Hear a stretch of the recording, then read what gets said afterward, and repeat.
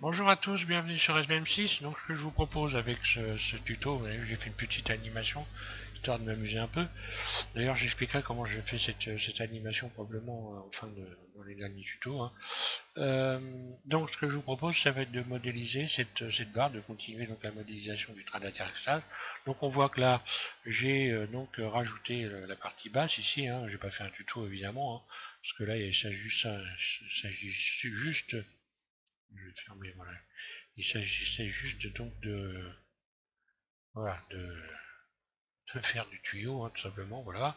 Là, j'ai utilisé, je le répète ici, un T, hein, que l'on trouve dans les objets ici, dans ajouter mesh ici. Donc, quand on a programmé, euh, où c'est qu'ils sont, voilà, ici dans, voilà, on a donc le T ici, voilà. Donc, il faut aller chercher Mechanical, hein, c'est dans les addons, hein, si vous l'avez pas. Programmé, voilà.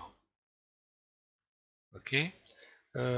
Donc on en est là et on va rajouter, donc on va voir cette barre là qui est ici, donc pour la faire correctement. Donc évidemment la barre, on va regarder, je me suis basé par rapport à une image, donc je vais aller chercher cette image. Voilà, donc j'ai utilisé cette image. Donc on voit qu'il va nous rester grosso modo à modéliser donc ce bras. On y rajoutera par la suite la plaque de fermeture ici de, du fuselage, hein, de la carlingue. Ici, il y a une espèce de plaque qui vient fermer. Il reste donc à modéliser le sabot qui est ici et également cette partie-là. Voilà. Et après, je n'irai pas plus loin ici dans les détails, hein. Ça sera déjà pas mal de modéliser ce bras-là, celui-là, et puis le sabot. Et là, ça sera terminé définitivement pour le train avant. Donc, je vais mettre cette image en fond d'écran sur mon modèle. Voilà. Alors, vue 1. Là, ça va être beaucoup plus simple. Euh, donc je vais changer l'image ici, hein. Hop.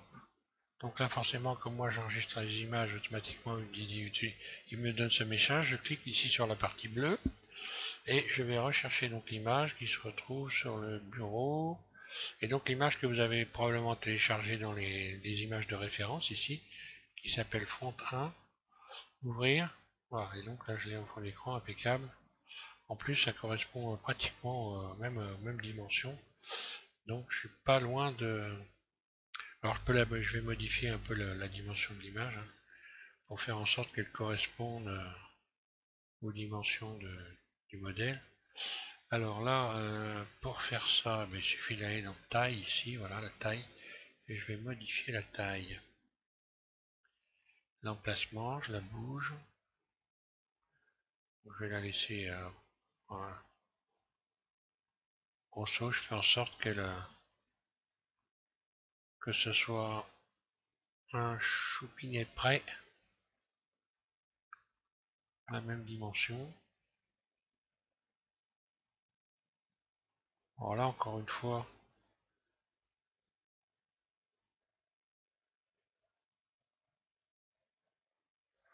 Là, les réglages, c'est un peu une histoire aussi d'habitude, hein.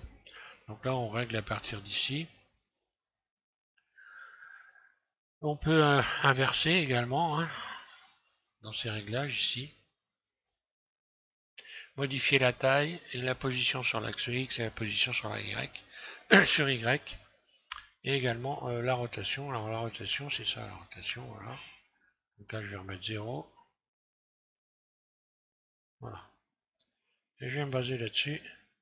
Donc l'image, je vais la décaler un peu ouais, pour avoir la bonne dimension du tuyau là. Euh, je vais la mettre en vue 3 plutôt. Ouais. Donc je me mets en vue 3. Et là, je vais pas l'inverser là, mais l'inverser voilà là. En vue 3, comme ça, j'ai la correspondance. Alors on voit très nettement que là, dans la taille, je suis correct. Mais que là, je vais être obligé de modifier cette partie-là. pour venir la grossir sensiblement. Donc je sélectionne cette pièce là, mode edit, et puis je sélectionne tout, et là carrément je vais faire donc surface. Je vais déjà pour commencer la mettre droite, hein, puisque là il s'agit, donc là l'axe de rotation je l'avais positionné là. Pour ceux qui modélisent, vous devriez normalement avoir la même chose.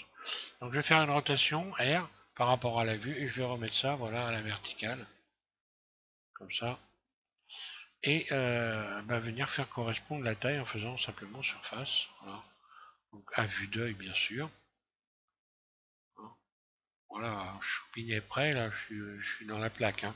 Ce qui veut dire aussi que je vais être obligé de modifier certains éléments, notamment ici cette pièce là, parce que là du coup elle ne touche plus du tout les bords ici. Donc cette pièce là je vais la modifier, voilà. Je vais attraper les faces ici pour la modifier. Alors je regarde partout si oui elle va passer après, hein. Voilà, donc je vais simplement sélectionner ces faces là. Là je vais retirer l'occlusion.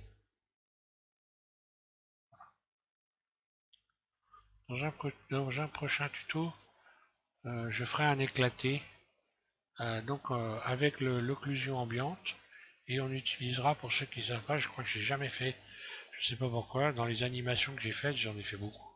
J'ai pas pensé à faire le rendu en OpenGL ici, avec la couleur et ici l'occlusion ambiante. Donc je ferai ça. Je vais le faire comme ça, j'aurai fait le tour un peu de tout ce qui est animation. Enfin, le tour. On n'a jamais fait le tour, mais bon. Disons que j'aurais bien permis d'avancer sur ce sujet. Alors, voilà, donc je vais simplement étirer l'ensemble, hein, jusqu'à temps que j'arrive au bord, là, voilà. Voilà. Là, cette fois-ci, ça correspond. Et bien tout simplement, je me remets en vue 3, et là, forcément, je vais faire tourner cette image pour que ça puisse correspondre. D'ailleurs, j'aurais pu le faire avant, je viens d'y penser. J'aurais pu la faire tourner avant. Donc mon image, on a l'avantage justement de pouvoir la positionner. Donc je vais appliquer une rotation sur mon image, du bon côté, voilà, pour venir mettre cette barre à la verticale, ici. Positionner mon image ici. Et ben voilà. Donc là, je règle la verticale, voilà, pour être le mieux possible. Là.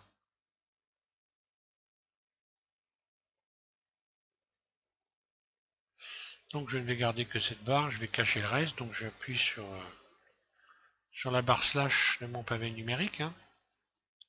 Mode edit, et c'est reparti pour un tour. Donc là j'avais fait une découpe, je crois, pour faire voir, il me semble, ce qu'on pouvait réaliser. Donc ce que je vais faire, je vais reprendre cette découpe pour avoir le moins de poids possible, hein. Donc hop, je me mets en mode transparent, mode vertice, je sélectionne tout ici, je fais V pour découper, puis je vais sélectionner un vertice là, CTRL L, X vertice, je supprime cette partie là. Là j'ai des vertices qui sont trop, aïe, j'aurais pu, bon, c'est pas grave, je reviens en arrière, j'ai pas fait ce qu'il fallait, c'est pas grave, on va revoir les choses. Donc là je vais mettre plutôt en mode arrête, sélectionner donc Shift, CTRL, Alt, un clic droit. Donc je reviens à ce que j'ai fait à l'arrière, en fait, inverser la sélection, désélectionner pardon, damier. Voilà, et je vais pouvoir faire X. Et donc dissoudre les arêtes. Voilà, comme ça je reviens à ça. Alors on voit qu'il y a des doublons partout, hein. Donc je vais rajouter voilà un rayon ici. Là j'aurais pas dû me casser les pieds. Là je vais carrément supprimer le haut ici. X face.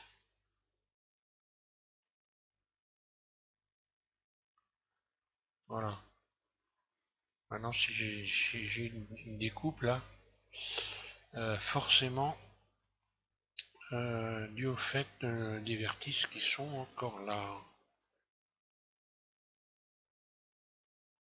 Tiens, pourquoi ça m'a pas retiré les vertices? En plus, j'en ai un là qui traîne, X, qui sauve les vertices. Je sais pas si je vais y arriver, je vais forcer. Bon, c'est pas grave, dans ces cas-là, on va faire ça à l'ancienne. Je sélectionne les vertices, voilà, et je vais faire ceux qui sont là. Et je vais faire tout simplement X dissoudre les vertices. Voilà. Et normalement, si je sélectionne le tour ici, je suis donc bien comme il faut. Alors, ici, je reprends à partir de là. Donc, ce que j'ai rajouté là, en fait,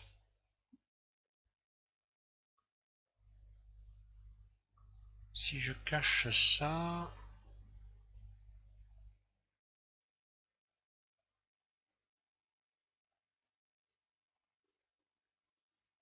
non, je vais cacher ça, voilà, pour voir où j'en suis là. Ah oui, d'accord, ok. Donc ça, c'est cette partie-là. Alt H, voilà. Donc c'est bien, je suis bien au bon endroit, il n'y a pas de problème. Donc là, je vais pouvoir continuer à partir de là. Donc bah voilà, extrude surface légèrement, puis extrude, j'ai jusqu'à coller au tuyau. Hein. Bon là, je vais pas. Alors là, on voit que j'ai un petit souci de. J'ai un petit souci ici dans l'alignement. Je reviens en arrière, je vais réaligner les éléments, voilà. Extrude surface, extrude, voilà. Puis extrude surface. Bon, alors là, évidemment, on n'est pas au millimètre, faut jamais perdre de vue que l'on a une simple image, hein. C'est pas un plan ce qu'il y a derrière. Extrude surface, donc on n'est pas tenu de chercher une précision, évidemment. Extrude surface qui serait ridicule. Hein. Le mot est léger. Là, on dirait que j'ai une sorte de pente. Donc je vais faire extrude une nouvelle fois. Je viens jusqu'ici, je vais faire surface. Rajouter un petit rayon pour marquer cette forme-là. De la même façon que, bon, voilà, s'il y a, c'est pas exactement les mêmes formes, à moins d'avoir le support, un support conforme, hein. Là, bon. Alors là, extrude, forcément, je m'arrête là, hein. Je vais quand même faire marquer cette patte là. Extrude surface, extrude. Puis extrude surface, je reviens légèrement, extrude. Donc là, encore une fois, c'est une habitude hein, d'avoir les épaisseurs ici à peu près correctes. C'est juste une question d'habitude. J'en ai fait tellement que, évidemment, c'est pas trop difficile. Voilà, donc là j'ai une forme plutôt, on dirait une espèce d'anneau. Donc pour faire ça, je vais rajouter trois rayons, donc extrude. J'en remets un au milieu, extrude. Puis là, je vais faire surface. Voilà, comme ça, je fais une petite surface gonflée. On dirait une sorte d'élastique. Puis extrude. Puis extrude surface. Voilà, extrude. Alors là, j'ai une forme un peu particulière. On va réaliser cette forme-là. Et là, apparemment, voilà. Donc là, j'ai une partie qui a un trou dedans, hein, une ouverture. Puis ici, on voit bien qu'il y a une déclinaison de la surface là. Donc je vais faire ça. Extrude. À partir de là, je ramène là. Donc là, forcément, je vais me mettre en vue, par exemple en vue 1. Oui, en vue 1. Je vais écraser la pièce pour venir coller à la réalité. Donc c'est ce que je suppose qu'il y a. Si je me mets en vue de dessus, j'imagine que évidemment la pièce est écrasée, mais que là, par contre, c'est les deux vertices là, celui-là, c'est pardon, deux ou trois vertices. Ah ouais, là c'est pas juste.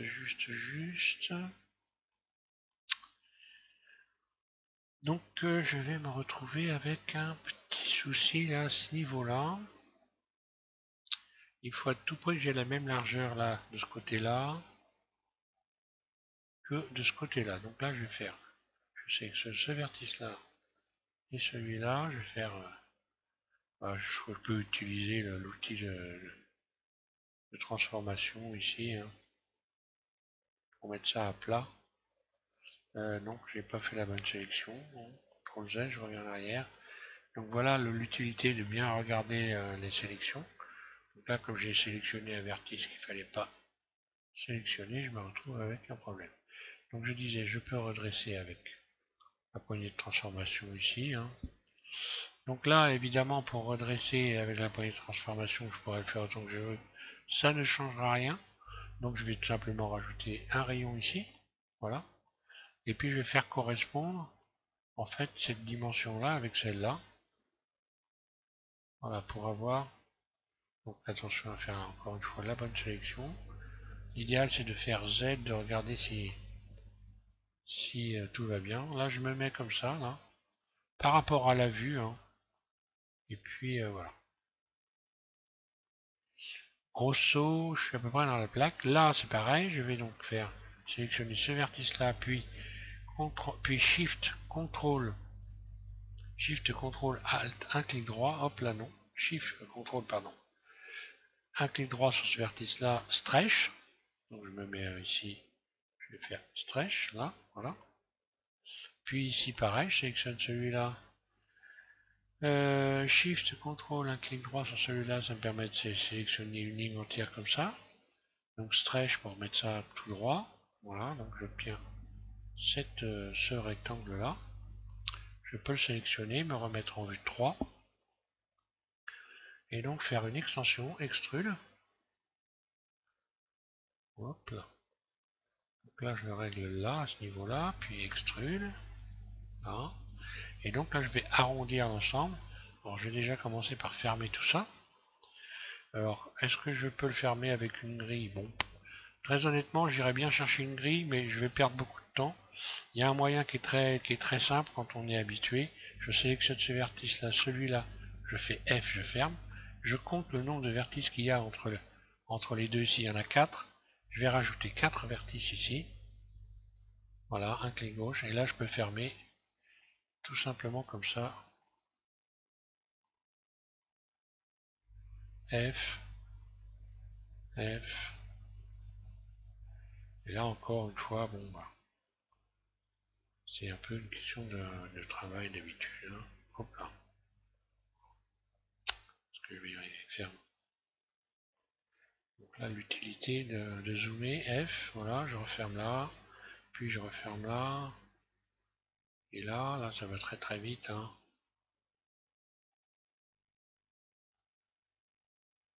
avec l'habitude. Donc, il va falloir que je fasse une ouverture là-dedans.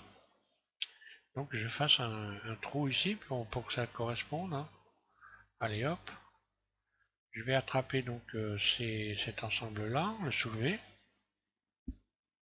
Puis, ensuite, ça et ça.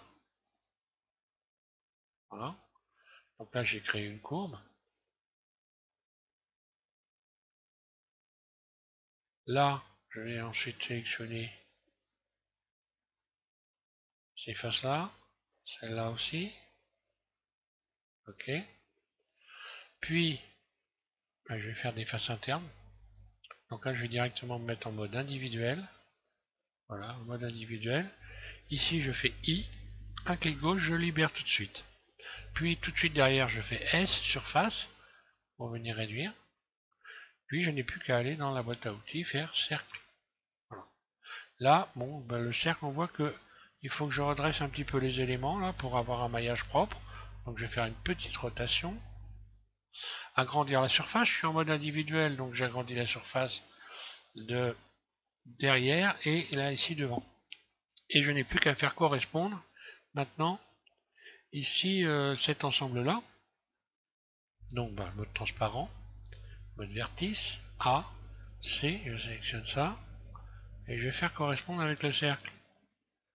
Bon, quand tout ça c'est des astuces, hein. Alors je vais déjà commencer par faire ça, l'abaisser, puis pour faire correspondre je vais utiliser la poignée de transformation et régler la courbe, comme ça. Voilà. Je peux également régler la courbe éventuellement ici à la base. Là. Mais bon, ça correspondrait pas à l'image hein, qu'on voit. Hein. Voilà, donc j'ai simplement supprimé ces faces-là. X face. Voilà. Je n'ai plus qu'à sélectionner ici les tours. Je suis en mode individuel, alors je vais déjà commencer par venir me remettre. Voilà. Là, on verra un peu mieux peut-être.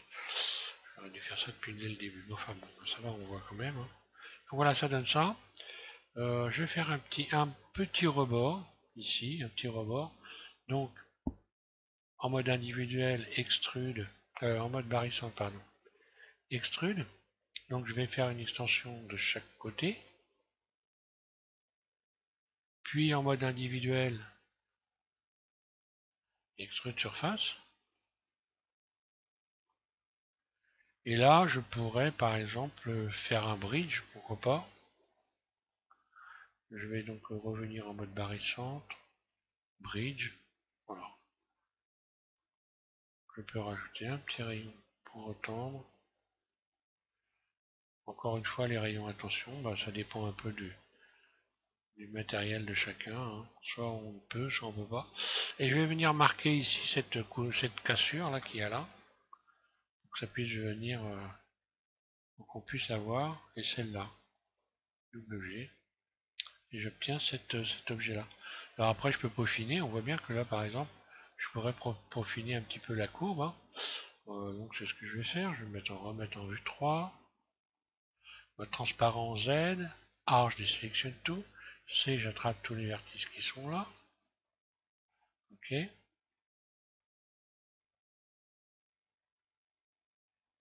Là, je regarde si j'ai rien de sélectionné, c'est bon. Alors là, ce que je peux faire, c'est éventuellement un peu élargir là, puis abaisser. Ou alors abaisser si je veux coller. Là, je vais reprendre la poignée de transformation. Je vais réécraser un peu comme ça. Et voilà, avec un peu d'habitude, j'arrive très bien à avoir la bonne forme sans trop me casser les pieds. Hein. Voilà, donc maintenant je vais pouvoir marquer toutes les arêtes ici et rajouter les rayons. Voilà, attention à ceux qui font de l'imprimante. Ne pas trop resserrer les éléments pour avoir des faces trop petites. J'ai eu l'occasion récemment de faire un tuto là-dessus. Hein. Pour ceux qui vont avoir une imprimante, ça peut être intéressant de voir comment on corrige les éléments quand on a modélisé, comment on peut corriger son maillage quand il y a des erreurs dans le maillage. Voilà. Donc là je vais rappeler l'ensemble. Hein, voilà. Mon image je vais la cacher, elle ne me sert plus à rien du tout. L'image de fond, voilà. Donc surtout ce qu'il faut faire évidemment c'est enregistrer son modèle. Je vais le faire maintenant avant d'avoir un bug, on ne sait jamais. Donc moi je vais l'enregistrer sous N17. Donc du tuto. Ah, en minuscule ce sera mieux. Alors du tuto N17. Et sur le bureau enregistré. Voilà. Ok, donc maintenant je n'ai plus qu'à. Je vais faire une rotation approximative. D'ailleurs, je peux remettre mon image. Pour avoir la bonne inclinaison, j'ai l'image. Donc tout va très bien. Je vais chercher mon image. Mon image, je vais la remettre donc ici à 0. Ici à 0. Ici à 0, là. Voilà. Et donc voilà l'inclinaison, je l'ai. Hein. Elle est là, rotation. Et donc là, forcément, je suis dans la plaque. Hein. Donc je vais réenregistrer. L'image de fond. L'image de fond. Moi, je peux la garder pour l'instant. De toute façon, on peut aller la rechercher autant de fois qu'on veut, ça pose pas vraiment de problème. Voilà, et moi pour mon... Bah je vais en profiter, comme le tuto est pas trop long, je vais en profiter pour expliquer comment j'ai fait l'animation après tout. Ça pourrait rendre service à... Enfin, comment j'ai fait pour enregistrer, hein. Juste pour enregistrer donc au format OpenGL avec, en incluant ici l'occlusion. Quand je mets l'occlusion, j'ai ces ombres là. Et je pourrais mettre de la couleur à mon ensemble ici, hein, mettre de la couleur, et faire un rendu d'animation en faisant une animation, on verra ça plus tard, je la ferai. Simplement pour avoir un rendu comme ça avec l'occlusion, il suffit d'aller ici, donc dans rendu, de rendre une image OpenGL, mais en ayant ici, en étant en mode matériau. Voilà. Là je me mets en mode matériau.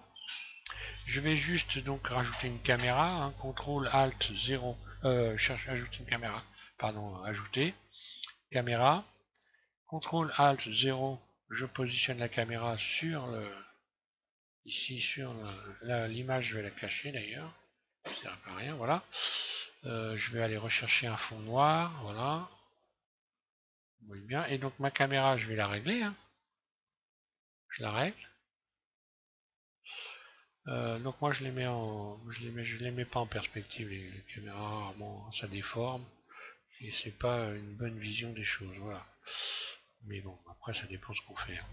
Voilà, donc j'ai ça.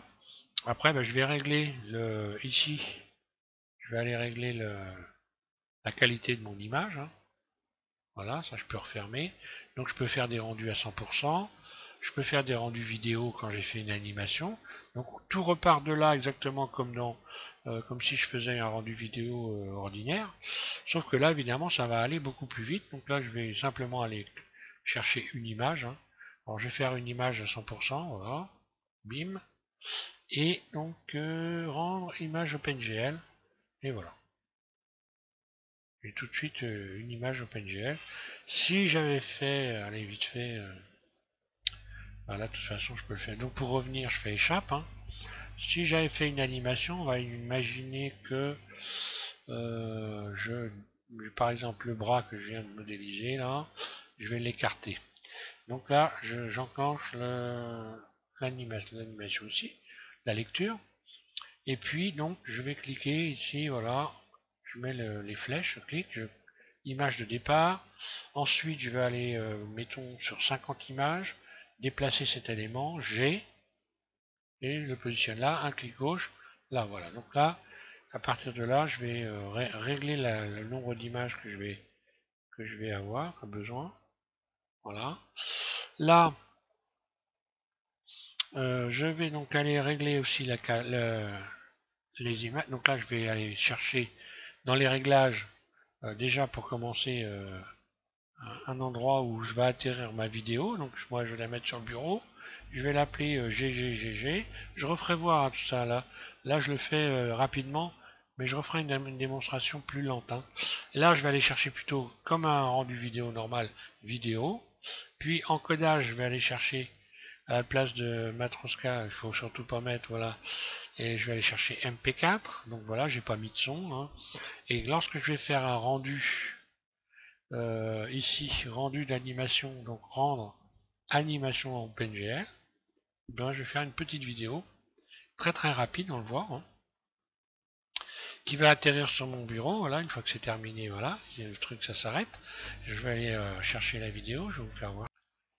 Et voilà ce que ça donne. Donc on peut faire des rendus, des éclatés comme ça, sympa, en utilisant aussi de la couleur. J'aurais pu utiliser de la couleur pour faire ça, et puis faire des petits rendus sympas pour faire un éclaté, hein. Je ferai une démonstration avec un montage sur la table de montage.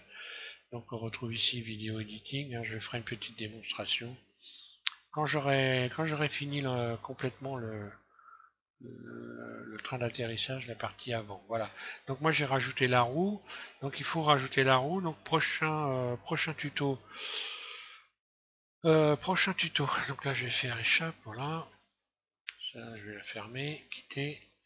Ok. Donc prochain tuto ici. On modélisera la partie, j'ai dit qu'il y avait encore donc une sorte de carénage sur les roues. Là, je vais peut-être faire ça.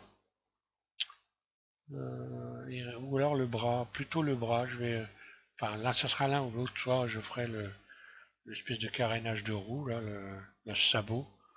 En fait, c'est ni plus ni moins que ça doit correspondre un peu au garde-boue qu'on trouve sur certains avions, hein. Je pense que c'est une protection pour les pneus, les roues.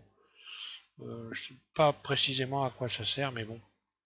Enfin, c'est là, on va le modéliser. Et puis donc l'espèce de bras ici qu'il y a en supplément. Voilà, merci à tous de suivre SVM6 et bon courage pour la suite avec le prochain numéro qui sera le numéro donc 38. Voilà, merci.